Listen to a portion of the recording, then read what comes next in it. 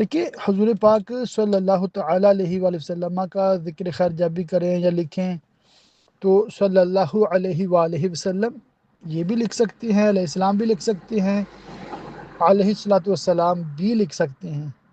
مگر اعلیٰ نبینا و علیہ الصلاۃ والسلام یہ والا جملہ تب لکھا جاتا ہے جب آپ کسی اور کا ذکر کر رہے ہیں۔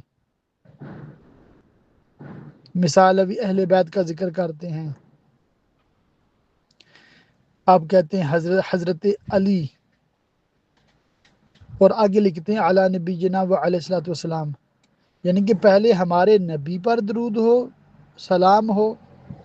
اور ان کے بعد ان ہستی پر درود و سلام ہو۔ تو یوں ایک ترکیب سے لکھا جاتا ہے۔ آپ غور فرمائیے گا کتاب میں کہیں بھی آپ کو اعلیٰ نبینا و علیہ الصلاۃ والسلام لکھا ہوا نظر آئے گا تو اعلیٰ جو لفظ ہے اس سے پہلے پیارے آقا علیہ الصلاۃ والسلام کا نام وہاں پر نہیں ہوگا، کسی اور ہستی کا نام ہوگا یا کسی نبی کا نام ہوگا، مثال ہے